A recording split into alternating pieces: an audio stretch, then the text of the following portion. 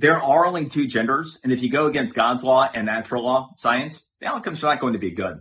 Now, the entire situation, what's wrong with society on transgenderism, was on display in South Minneapolis after the massacre of the two children at church, at a mass at their school campus, when you had two mental health professionals that happen to be neighbors of the perpetrator that were interviewed by Fox News. They remained anonymous, but both of them said that it just seems like a normal 23-year-old person.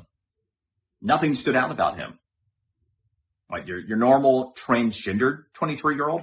And that's the problem here, is the effort to normalize something that shouldn't be normalized, and that is transgenderism.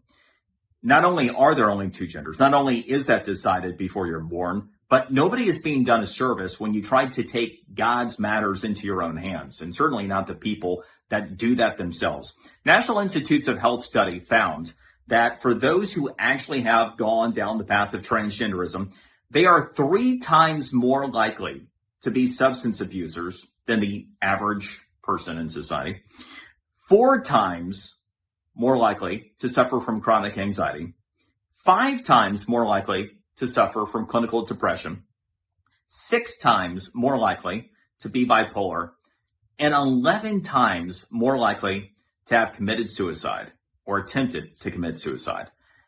And that's supposed to be accepted.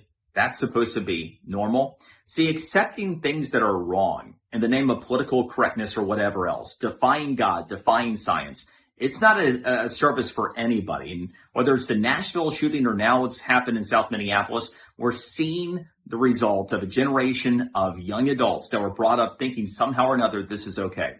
It's not. It's a false premise.